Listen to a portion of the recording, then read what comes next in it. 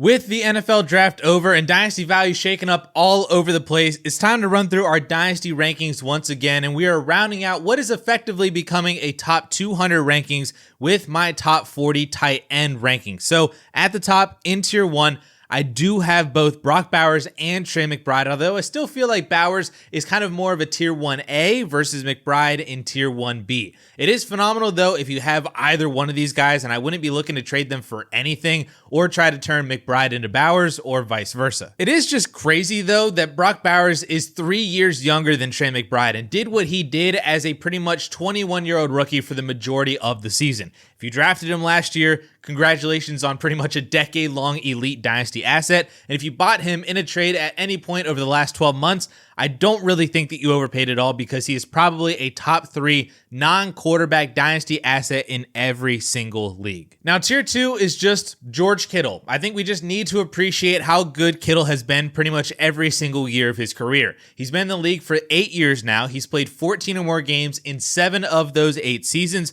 and he's put up 4 1,000-yard seasons, including each of the past 2 in 2023 and 2024. In fact, over the last 4 seasons, he's either had 70 receptions, 1,000 yards, or double-digit touchdowns in every single season. That is incredible consistency and production for a tight end. I get that he's 31 years old now. He's turning 32 mid-season, but I just don't care. I think Kittle is about to enter a very Travis Kelce-like continued prime for the next 3 to 4 seasons, and had you sold Kelce at Kittle's current age, you would have missed out on a tight end 2 fantasy season, a banger of a tight end 1 season averaging 18.5 fantasy points per game, a tight end 3 overall, but tight end 1 in points per game season, and then a tight end 5 season. And Kelce is still going. That could maybe add another top 5 season this year in 2025. And remember, all of that production for Travis Kelce was mostly without Tyreek Hill over the past couple of years as the veteran receiver in a rebuilding wide receiver room.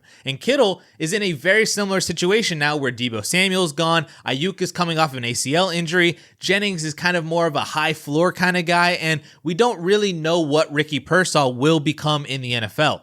Kittle's in the same role this year as he was in last year when he put up 1,100 yards and 8 touchdowns in 15 games played as the more wide receiver 1 for Brock Purdy. And he could maintain that role for another couple of years as the Niners figure out their actual wide receiver room and Kittle truly starts to age out. Tier 3 then are 4 guys who could bounce Kittle with similar production, but at way younger ages. We just need to actually see the production, or we need the production to kind of return to form. So we got TJ Hockenson, both 2025 rookies in Colston Loveland and Tyler Warren, and then Sam LaPorta. Hockenson kind of feels like the odd man out here as the soon-to-be 28-year-old with way more NFL experience than the other 3, but I don't want to put him with George Kittle because he is more of the second or even third option on his own team, plus he's still coming off of that injury that he suffered at the end of 2023. But I also can't put him any lower because we know Hockenson's production ceiling really is a top 3 fantasy tight end. I mean, we saw it in 2023 when he averaged 14.5 points per game as the overall tight end 4, but point per game tight end 2.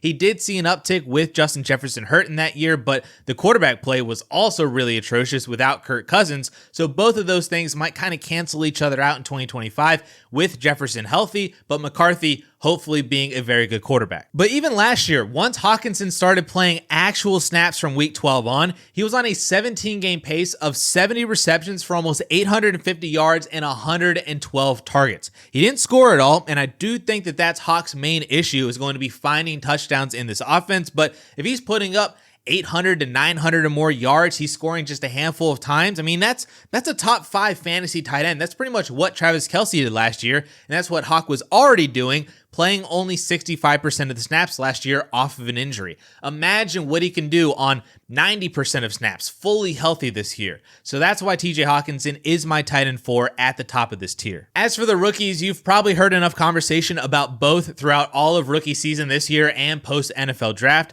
I do lean towards Colston Loveland in Dynasty because he is 2 years younger and probably will be in a better offense, but I also don't mind anyone preferring Tyler Warren either, who probably has a clearer path path to more targets and probably even rush attempts in this Colts offense, even with worse quarterback play. We just actually need to see how both of them are used, actually see them play in the NFL, but there's no denying that both of them have tremendous career upside, which makes them easy tier 3 guys ahead of probably more productive tight ends for the next year or two down ranked below them. And then we know the story of Sam LaPorta, a tight end 1 overall season as a rookie in 2023, followed by a not significantly different season in 2024, but underwhelming compared to other breakout tight ends and even his own expectations after 2023.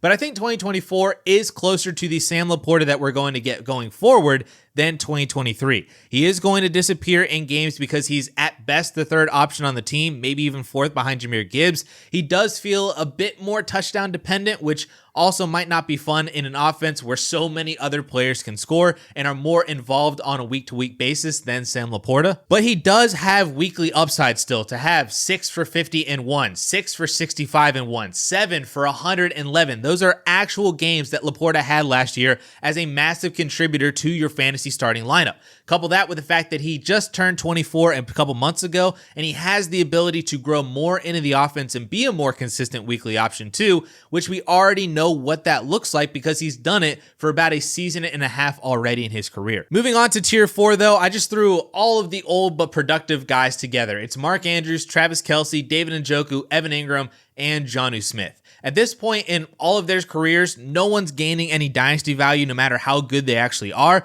but they are still valuable to a lot of teams because of that production. These are actually the guys that I gravitate to more when I don't have a Brock Bowers or a Trey McBride or even a George Kittle because they're usually pretty cheap and they are more productive than all of the hopeful guys that I have ranked behind them. Usually a lot more consistent on a week-to-week basis as well. But again, these guys are contender-only players, and if you are a rebuilding team, these would be some of the first guys that I would be looking to move off of, either to upgrade up to tier 3 or downgrade to players that I do have in tier 5. So in tier 5, we have all of these still pretty young, hopeful, potential, upside guys who just haven't put all the pieces together, but still have time to do that in their own respective offenses. It's Dalton Kincaid, Tucker Kraft, Kyle Pitts, Pat Freiermuth, and Isaiah Likely. Dalton Kincaid and Tucker Kraft really kind of share the same story. They're both in really good offenses with no clear alpha wide receiver, but because their teams spread the ball around so much and they themselves are not good enough talents to separate themselves from good NFL wide receiver 2s and such, they also get lost in the sauce on a weekly basis. They can have games for sure, and if you're able to call those games, pass me along the winning Powerball tickets because it seems impossible to accurately predict when they're going to have those games. So that's why both of them are down here in tier 5 and they're not in tier 3, but they definitely have room to grow in their offenses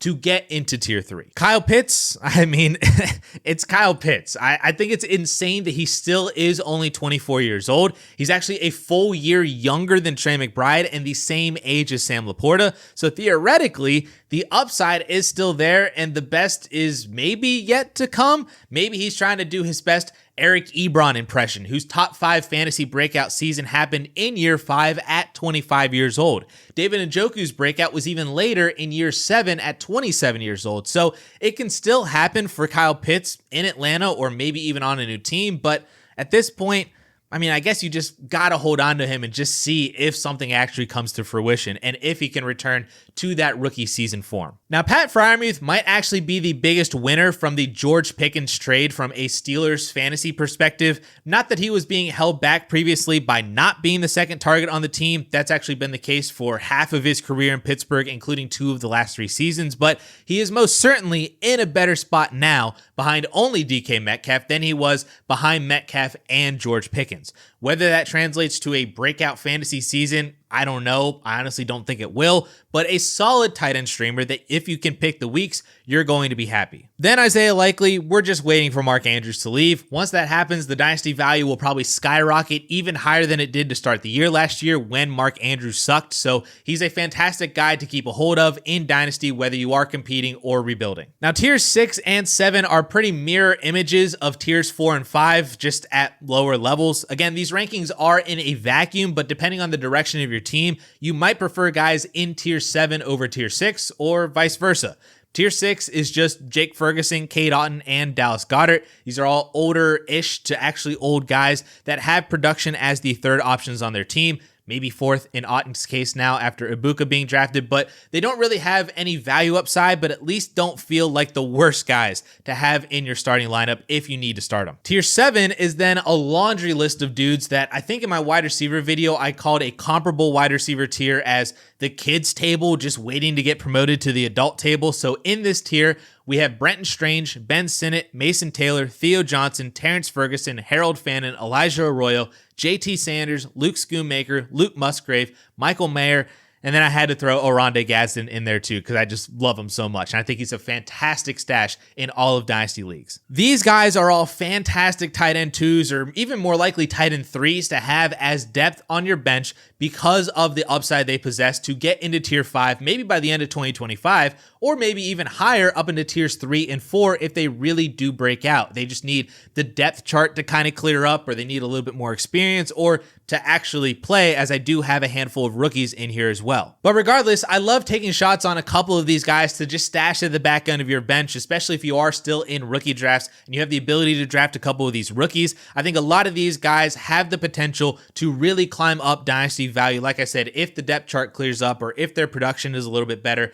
Brenton Strange, I think, is another fantastic name. Ben Sinnott would be fantastic if Zach Ertz would leave. So these guys are fantastic guys to keep a hold of in Dynasty, not as actual starters in your lineup, but for the future upside to be starters in your lineup. Then to round out the top 40 is tier 8, which are all just names of interest as actual starters in the NFL that can be used for cheap production in fantasy rather than be actual like Dynasty value risers. So we have Mike Gesicki, Hunter Henry, Zach Ertz, Juwan Johnson, Cole Kmet, Chika Okonkwo, Tyler Conklin, and Dalton Schultz. Now, the shelf life for most of these guys is expiring as they are around or even above the age of 30 years old. A couple of these guys are even ahead of a couple of the other guys in tier 7 on actual depth charts that we're just kind of waiting to leave. Cole Kmet and Chika Okonkwo are actually both still 25 and 26 years old, so maybe they do something still as they enter their later 20s in their careers. Okonkwo maybe could be good with a quarterback upgrade with Cam Ward now. Cole Kmet, if he gets traded to a better situation, could do better or could do like what he did before Colston Loveland got there. Who knows on both of those guys, though. Either way, these guys are just basically bench fodder with pretty specific use cases for your Dynasty team. So there we have it, my current top 40 Dynasty tight end rankings as we head into the summer post NFL draft. Make sure you hit that subscribe button for Dynasty content year round on this channel. Let me know down in the comments whether you agree or disagree on any of these rankings, but we'll catch you guys in the next video. Peace.